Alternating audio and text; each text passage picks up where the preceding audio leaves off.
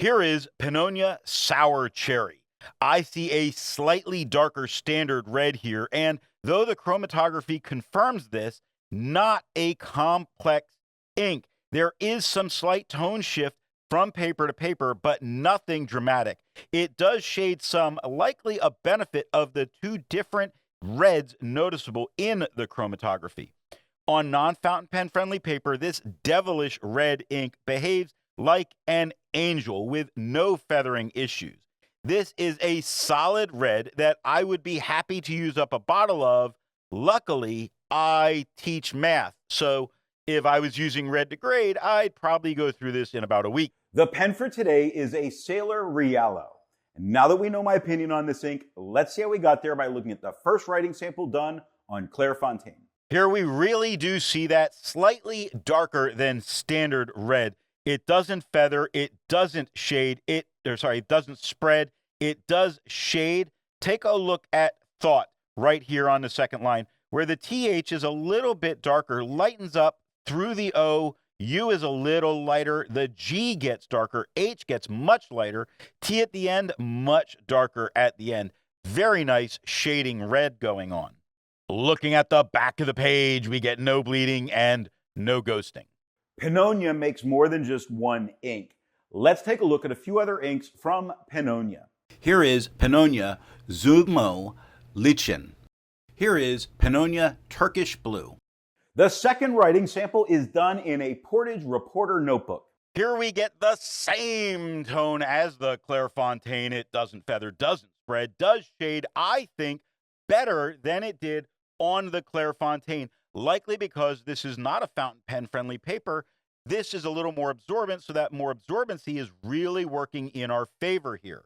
Looking at the back of the page, ghosting's no problem. There's only this one spot that it got a little bit deeper into the page. It did not bleed through to the other side. It would not stop me from writing back here.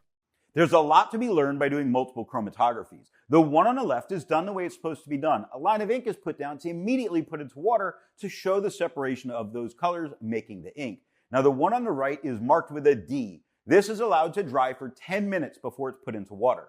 The third writing sample is done in a national brand Steno notebook. Here we see that the tone is just a little bit lighter than it was on the Clairfontaine. I believe this is happening because of the tone of the paper, meaning it's a slightly translucent, not fully just slightly translucent in ink, not a problem. We get no feathers, get no spread, get no shading on this paper. It really just eats it up, makes it go away. It still looks good here, though. Looking at the back of the page, we get no bleeding and no ghosting. Resistance tests are done to see how well this ink can be expected to perform on the page, and more importantly, how hard it may be to clean from your pen. Now, the smear is allowed to dry for 3 days before testing it. In the upper left, you can see where there is highlighter. In the upper right, that is pen flush. The lower left has a 1/3 bleach solution, and the lower right has plain old water. The next writing sample is done in a Rhodia notebook.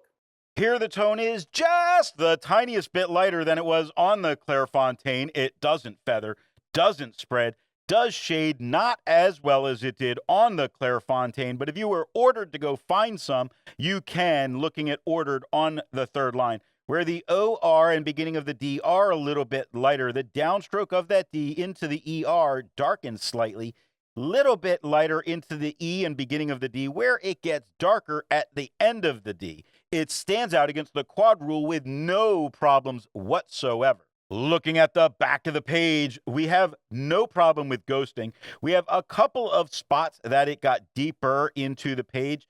It's just something to be aware of that happens. It would not stop me from writing back here. With over 1,000 inks reviewed, let's take a look at a few more red inks.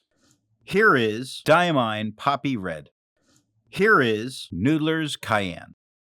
Here is Sailor Yodaki. Here is Vinta Sandugo. All of the inks that you just saw have a review here on the channel. Now, the next writing sample is done in a Composition Lab notebook. Here the tone is a little bit lighter and flatter a red than we had on the Clairfontaine. Absolutely normal for on this paper. It doesn't feather, doesn't spread, does have little bits of shading.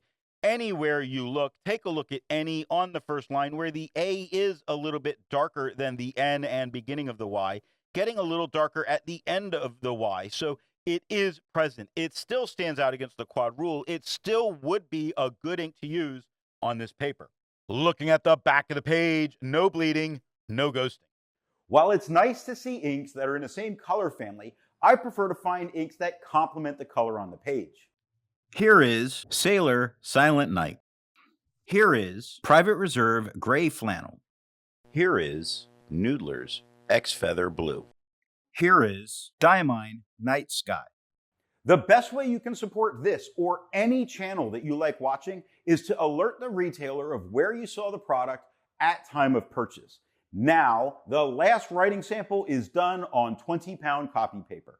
Here the tone does look just a bit darker than it did on the Clairfontaine. Now, there's a couple of tiny moments of feathers, nothing that's an issue.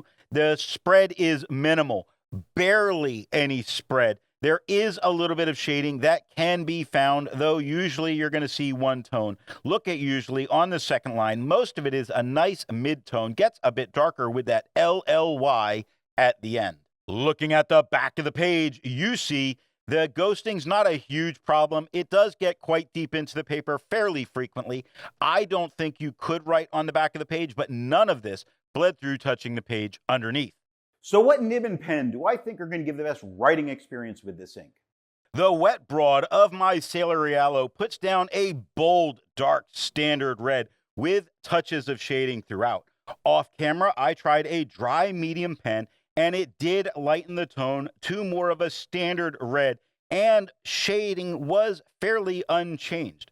I prefer the darker standard from the wet pen. Plus, if you like shading red, there are touches of it there.